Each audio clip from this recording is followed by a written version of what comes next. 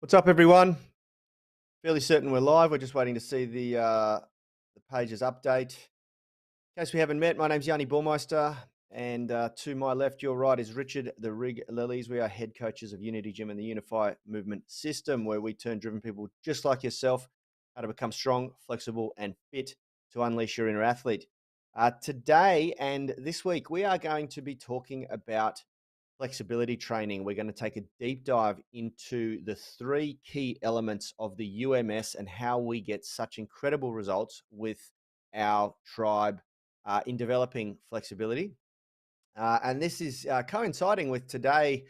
We kicked off the April 2022 5-day flexibility challenge. Of course, if you want to get a free ticket to the challenge, you've first got to get yourself over into our UMS Movement Mastermind Facebook group. So if you're listening on the podcast or you're watching on YouTube, it is very, very important that you get yourself over to UMS Movement Mastermind. It's a private Facebook group. You'll have to apply to get in and answer a few questions.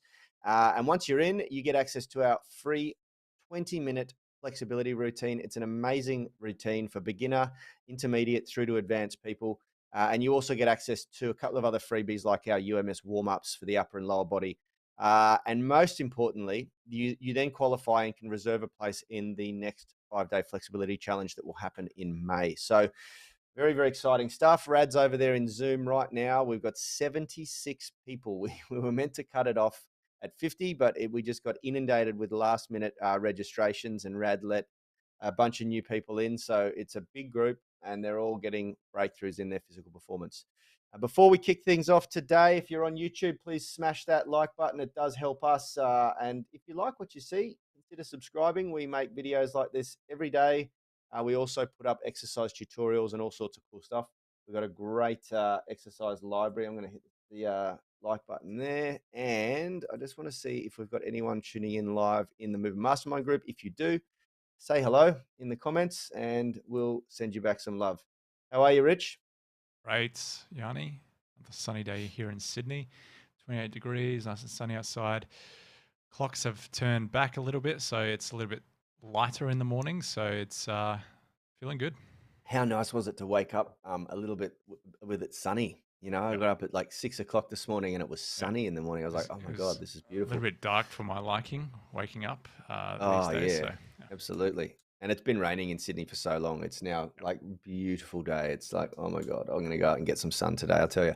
Okay, guys, the first point, and this comes off the back of when we talk about our training and ethos, we do challenge the status quo. You know, the status quo will suggest that you can't train strength and flexibility together.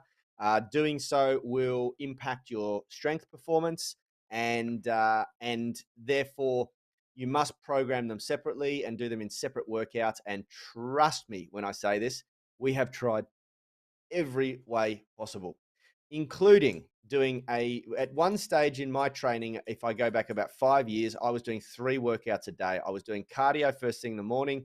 I was doing strength training with Richie and Rad and the rest of the team at about, I don't know, it would have been 9 o'clock in the morning for a couple of hours. And then we were doing our flexibility training in the afternoon at about 3 o'clock for another 90 minutes. And we gave that a really good blast, and it did deliver incredible results. But guess what? It wasn't sustainable. No one could do it. We got nothing done in our business, and I can only imagine that anyone else that tries to do that would get nothing done in their life, and they'd probably ruin their marriages and whatever else too. So we sort of went back to the drawing board and said, well, what's the point of us creating a system that none of our members can actually facilitate or do? Mm. And so that's when we started trimming things down and figuring out how to combine this stuff into an efficient 60-minute workout. Now, there is a rule. If you're going to play this game, you do not stretch the same muscle as you are about to strengthen, because that would send a very mixed message to the central nervous system, and it would impact your ability to demonstrate maximal strength in that workout.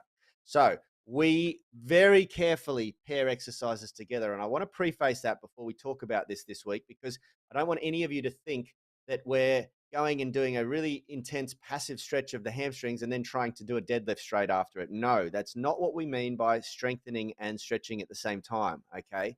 What we mean by strengthening and stretching at the same time, and I'm going to get into this more with point three, it means that we are developing strength through range. So we're loading the muscle during the stretch, okay? It doesn't mean that we're trying to do a strength exercise with a goal to improve maximal strength and a flexibility exercise in the same workout for the same muscle group. That is not what we mean. So I just wanted to make that absolutely clear at the start. Sorry, I'm getting a phone call. So now let's move on to our first point. Be intentional about flexibility training. Flexibility training is the workout. Richie, we had a good little discussion about this offline before we came live. What does that mean? You came So up with this point. yeah, we're treating it like we would our strength training in the sense that when we strength train, we know how many reps we do, we know how many sets we do, we know the tempo, we know the workout, what exercises we're pairing with it. It's very structured, it's measured.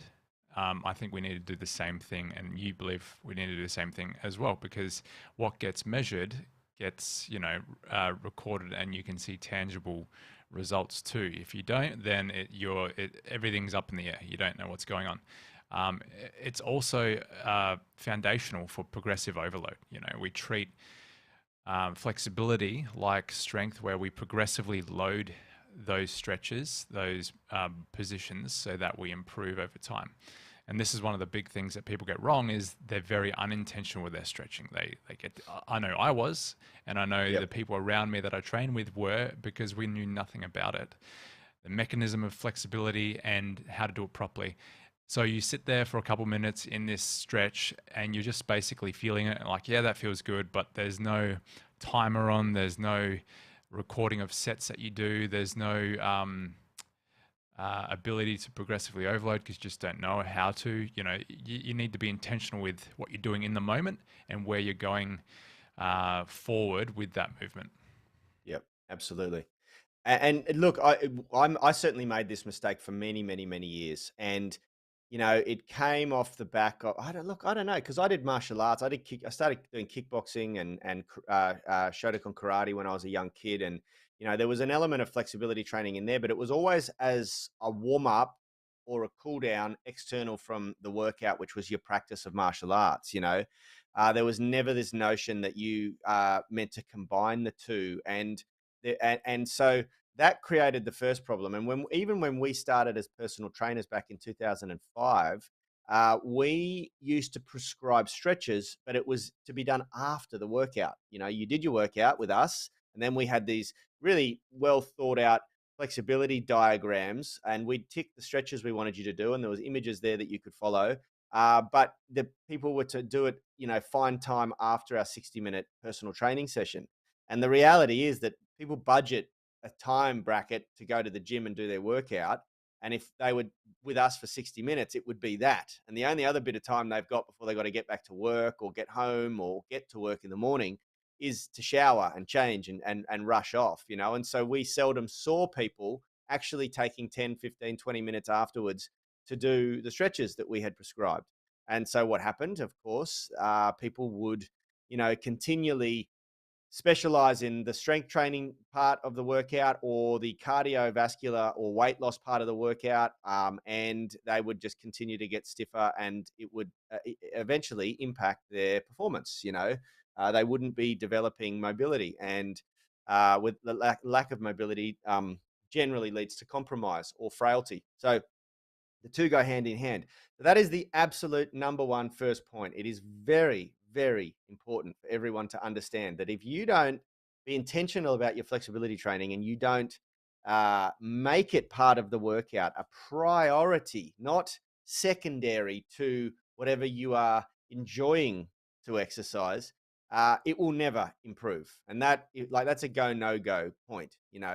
So you either have to do what we tried to do a long time ago that we found very difficult to sustain, which was to have a whole separate flexibility workout, and if you're doing strength for an hour, it should be for an hour. If you're doing cardio for an hour, then your flexibility should be for an hour, because whenever you're doing these other stimulus, you're telling the body to tighten up. If you're running, if you're doing an intense, like long distance run, everything has to tighten and reflex. And, when you're taking that impact through the body every time you take a step, And so you're not sending a signal to the body to to open up, to lengthen. And same with strength training. With strength training, few people understand how to train strength through range really well. Most people start from a place of compromised flexibility or mobility, and then they work within that range, very protective, and they don't really want to go outside, which is probably a good thing. And so we don't develop flexibility with our strength training usually. And so that brings us to our next point. Our next point is to understand the mechanism of flexibility training. Understanding the mechanism of flexibility training is very, very important, because just like strength training, too little won't do anything. Too much will be probably worse. And you need to understand load management, because load management principles, because flexibility training is load to the body, just like strength training is, just like cardio running is. And so if a very common, the most common mistake we see people make is that they don't prioritize it, and they're not intentional with their flexibility training. But second is, once they get beyond that and it becomes a priority for them and they really want to do it, say they might be a dancer or a gymnast, or they want to unlock impressive calisthenics or whatever it is, they do too much, and they're stretching the same muscles every day in, day out. And for that person, often less is more. Richard, why don't you explain, give your 2 cents on the mechanism of flexibility and why less is often more? Yeah, so I've heard this and seen this quite often where people just go 100% down that flexibility route and they just do it like every day, and then they come back going, "Why are my hamstrings so sore? Why am I less flexible than I was at the start of the week when I, didn't do any stretching?" And it's quite simply just muscle overload, like you said. Like Yep. you're placing load, tension on these muscles. They have to recover. They have to you know, get this stimulus to grow or change. And if you're constantly hitting them every day, then they just don't get that, you know. Yep. And the more intense you go down this loading principle of flexibility, the more intense that is as a reality. So yeah, it becomes super important that you structure your flexibility like your strength training, where you've got rest days, Yeah. days of recovery, days of low intensity. Um, yeah, it's very important. And you create a split where you're Yeah. allowing the body to have that recovery. And some areas of the body, like the middle splits, is a great example. We have found, and this is not just through our own skin in the game practice, and then deploying what we learn on our own bodies to our clients and seeing how they respond and adapt. It's also working with some of the most I'd say the biggest authority figures in this flexibility space around the world, and having them come to our gym and do workshops and learn from them, and paying them for coaching as well. And we found we were trying to do the middle splits a couple of times a week, I think 2 or 3 times a week. And then once we worked with some of the world's best, they said, no, you can only do it once a week. The middle splits is just such an intense adaptation to the body. And I don't know why, but I believe it's because the connective tissues in the body respond at different rates. We know that, and we know that the nervous system responds fastest, so you will feel and probably be able to apply the load, but your muscles take about 4 to 6 weeks to actually build strength or adapt to the flexibility, and then the deeper tissues, the ligaments and the tendons that join muscle to bone, and ligaments that join bone to bone, connect bone to bone, those tissues respond much slower. And when you're doing the middle splits, you're really pushing the tendons and ligaments on the inner part of the knee, and Yeah. and I think that in and of itself could be a reason why it's a slower to adapt and recover Yeah. workout. And what we've found is only doing middle splits once a week yields the best result. And often what happens, and I challenge anyone who's trying this and stretching over and over again every week. If you want to and you're getting frustrated that you're feeling like you're plateauing, if you want to have an immediate response in how flexible you are, don't stretch for 5 days. then warm up nicely and go and do a nice flexibility assessment and see how much further you go. Like so often it's about stripping back what you're doing and doing a little bit less because you're just not managing load. And Yeah, load management is absolutely key. Sorry, Rich. it might even be the fact that, naturally as, humans, we we stretch and we load those movements like the sort of like hip flexion, hip extension more in our daily life, and we can tolerate loads better in those positions than we can in middle splits. Like naturally as humans, we don't really split our legs to the side that far and load that position. Like that's not really what we do commonly in Yep. day-to-day life, even with like training in the gym. So we're probably very deconditioned and sort of conditioned to do that. That's why we see one session a week better, because simply if we did anything more, you need more recovery time for it. Absolutely. So Yeah. before we move on to point three, let's just like in plain English, spell out the adaptation process of flexibility, because so many people don't know this, and it is absolutely key to getting good results. It is absolutely key to like majority of people why you're not flexible. Flexibility is not an adaptation of the muscle. Flexibility is an adaptation of the brain. And to prove my point, and we'll stay on the middle splits because this is a really easy example to get your head around. In most cases, when we do a flexibility workshop when we would run one at Unity Gym, we could get you to stand next to a chair or the wall, facing side on, and lean one leg onto the wall at 90 degrees. So, if this is the leg that's on the ground, this is the leg that's on the wall. And 95% of people would be able to achieve that 90-degree bend in one side of the hip. Okay. So, why can't you do the perfect middle splits, which is just taking both legs to 90 degrees at the same time? Considering this, there is not one tendon, ligament, or muscle that connects one leg to the other. Only they connect to the pelvis, to the hips. So, why wouldn't we logically, if it was an adaptation of the muscles, just allowing you to get more elastic or bendy, why wouldn't we be able to take both legs up simultaneously? Remember, there's nothing joining both legs. So it's not like you're stretching something apart that needs to be more elastic.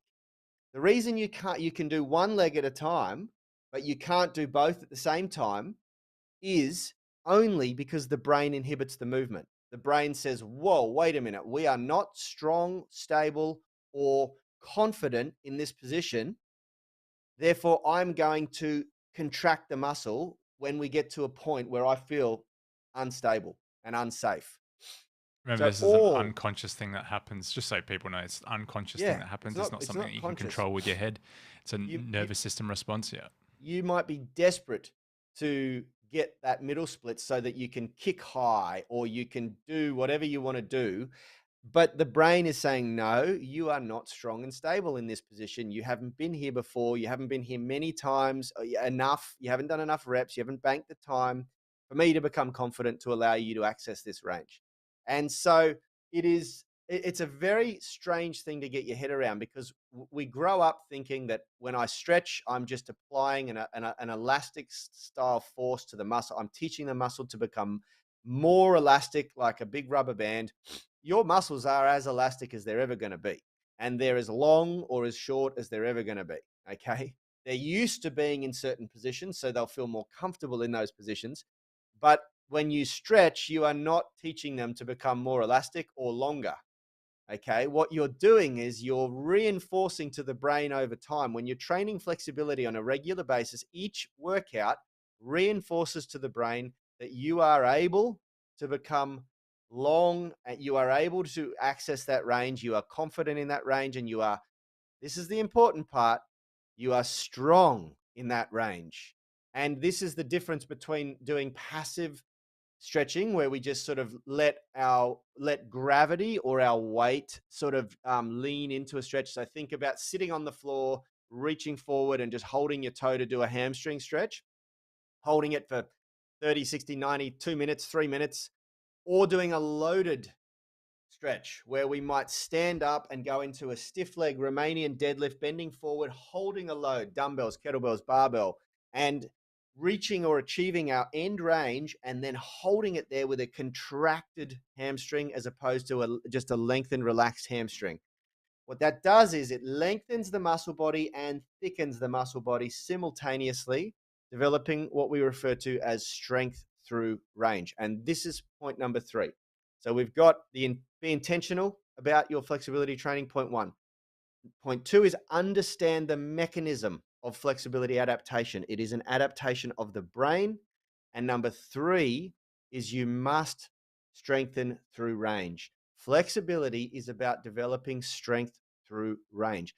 So if we circle right back to the very start of the discussion, when we were talking about why Unity Gym gets such good results, and when I say we strengthen and stretch in exactly the same workout, but we don't strengthen the same muscle group. When we refer to, we don't do a deadlift and then stretch the hamstring.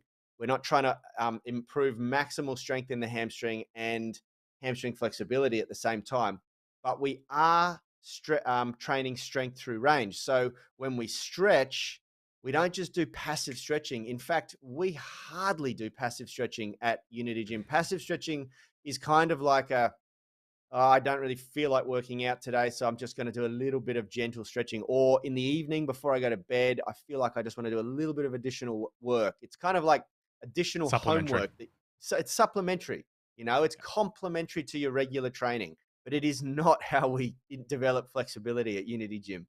We load the muscles in our workouts, in our flexibility training, for everything, for every joint, the rotator cuff, the shoulder, even the spine. When we're developing spinal flexion, we do all sorts of different types of loaded stretching, contract, relax, antagonist, contract. We do moils, maximum overcoming isometrics. We do load. We do resisting against an immovable object. We do all sorts of different types of loaded stretching, and that's really key because you have to be developing strength and flexibility at the same time, because what that does is it keeps the body in what we refer to as anatomical structural balance. The moment that you push out of structural balance, you end up hitting limitations and plateaus, because the body will not want to continue developing down a path where it is not in good function. It is not in good balance. Because remember, the adaptations are occurring in the brain. It's about the brain feeling confident. So it's a very, very important concept for you guys to get your head around if you want to develop flexibility. Now, it is really cool because as we've found, there is a formula that we've created where you can get all of it done in an efficient 60-minute workout, and it is possible. Trust me when I say this. It doesn't mean that you've got to train for hours and hours and hours. In fact, remember, in many cases, less is more. Load management is key. And so, yeah, we do it in we believe, the world's most efficient 60-minute workout, because we develop all 3 skill attributes in that workout: strength, flexibility, and fitness. And if you look at the average member, after a 12-month period, they perform exceptionally well. Yeah, it's well worth learning these 3 points. We have a comment here. Morning, Vinny. He says, are there limitations dictated by the shape of the hip joint that may prevent a full middle or front split? Absolutely. Absolutely, there is. Rad has FAI, hip femoral acetabular impingement, and that's caused usually by impact during adolescence. Rad was into extreme sports like skateboarding and rollerblading and snowboarding. So was I. And all of that big jumping and landing on concrete, although he wasn't stacking all the time, he certainly had his falls. That constant impact on the hips has created a calcification where the bone has developed to be stronger, but it's impacted his ability to get a perfect middle splits. And it's funny, a lot of people, comment when Rad does a full middle split after warming up, and we say the groin to the floor, but his groin is always about an inch, maybe a little bit less off the floor. Because of his FAI, he cannot push it further than that. And he's just had to accept that. He's never going to get that perfect balls to the floor, pardon my language, middle split. And same with his front split. He gets a little bit, and he tried to push it, Vinny, and he tore his labrum in his knee. Yep. So it wasn't sorry, not labrum, meniscus in his knee. He put too much pressure on his knee, and it tore the meniscus. And Yeah. so yeah, you do always have to understand your limitations and your own body's little, and that's where it's important to work with a good coach, because you will have from time to time, the pitch of the acetabular in the hips, the ball and socket joint sort of sits like that, and the pitch of that socket is slightly different from person to person. It can sit further out, it can sit further forward, and it makes it a little bit more difficult. We talk about this in our squat coaching. When you're doing a squat, you need to understand what your ergonomics are and your physical body is doing. It's same with the stretching, and so that for that reason, it's a good reason to do what you're doing, Vinny, and post your videos in the group so you get a little bits of feedback and things like that. Lol, I'll take that any day of the week. That's right. Yeah, absolutely. An inch off the floor. But you'd be surprised how many trolls we get going, he's not even doing the real middle splits. It's like, yeah, because he's done sports in his life that have caused his body to adapt, and that's as far as he's ever going to get. Uh, but anyway, that's all we got time for, guys. We got to That jump in, is. and we got to bring this one in for a landing and give our coaching tribe some love today. And we got lots of exercise videos to give technique feedback on, which is always fun. That's what the UMS coaching program is all about. Our guys have a private group, and they post videos, and we critique and give them feedback so that they know that they're doing the right thing every single morning. Uh, if you haven't already, I do urge you to get yourself over into the Movement Mastermind group. It's the next step of evolution from our YouTube channel and our podcast. And over there, of course, you do get the chance to work with us at a slightly higher level, still complimentary, and it's just a really cool place to hang out. I'm sure Vinny will agree. There's a lot of great, like-minded people striving for athleticism, and it's a really cool tribe. Anyway, everybody, have a fantastic Sunday if you're in the US and the UK, Sunday evening. If you are in Australia, have a great Monday.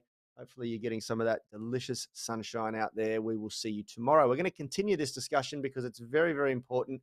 Hopefully, we get some good comments and chat in the comments section of the video. Take care. See you guys.